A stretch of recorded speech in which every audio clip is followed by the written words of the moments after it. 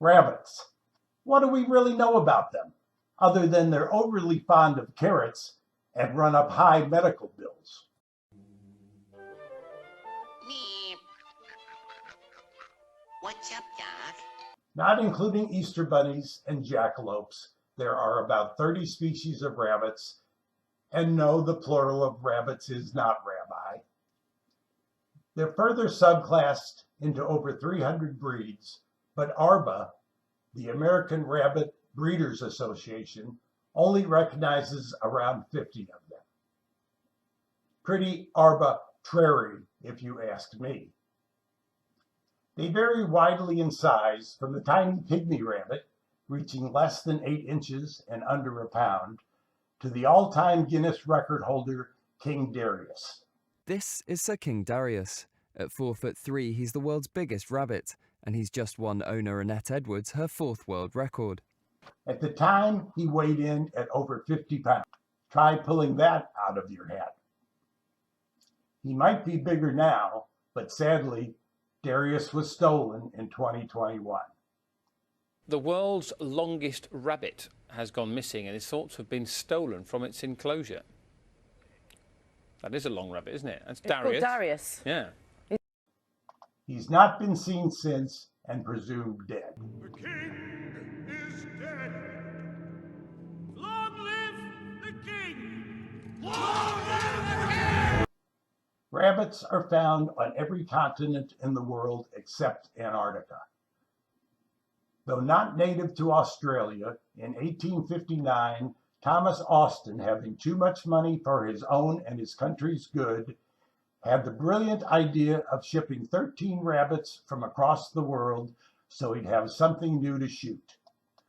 Since a rabbit can have up to 20 kits a year and has no natural predators in Australia, rest assured he got his wish. Within 50 years, they had spread across the entire continent, numbering over 200 million today, and destroying crops, land, and soil along the way. Elsewhere, some rabbits have not fared as well. Nearly half the world's rabbit species are in danger, and several are listed on the endangered list. At least 630 million rabbits a year don't make it to old age and are slaughtered at around 12 weeks for human consumption.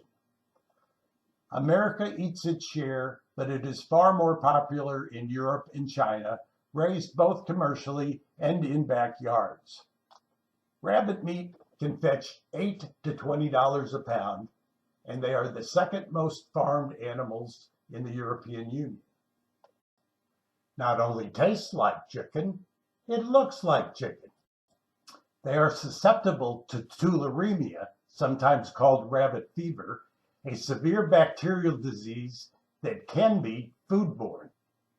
Speaking of dead rabbits, let's not forget that up until the mid-1960s, the most common way to determine pregnancy was to inject one of these little fur balls with urine and watch it die. There are a dozen or so breeds considered ideal for pets, though there are multiple factors to consider. Longevity, about 7 years on average, health, required maintenance, size, and personality vary greatly. Obviously, they are all soft, cuddly, and adorable. But choose wisely. They will grow up, and they may stick around for a while. Berwyn is now home to a Guinness World Record holder. Check out Mick the rabbit. He turned 16 years old last month. Guinness has now named him the oldest living rabbit in the world. Throughout the ages, the rabbit has been revered in literature, music, and in film. Lewis Carroll's White Rabbit from Alice in Wonderland also flies on Jefferson's airplane.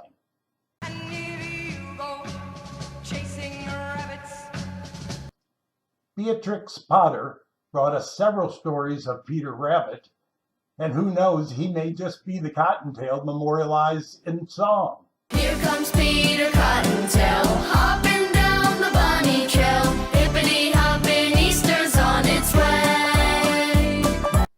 In In 1950, James Stewart introduced us to his invisible friend Harvey.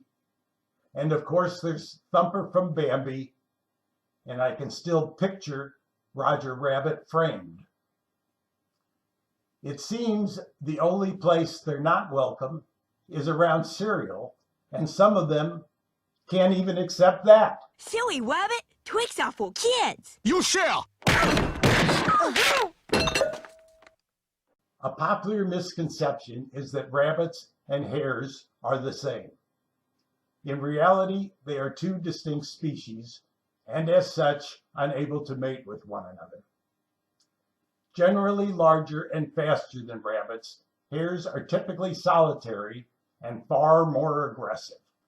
A few years ago, one of the largest commercial rabbit farms in China attempted to swap out bunnies for hares, going on the assumption that the final product would have higher yield.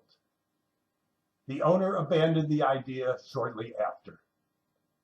In his first attempt to harvest the full-grown hares, they attacked him, and he sustained injuries serious enough to be hospitalized.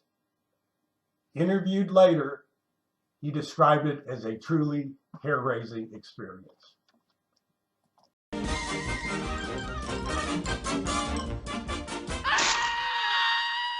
And that's all, folks.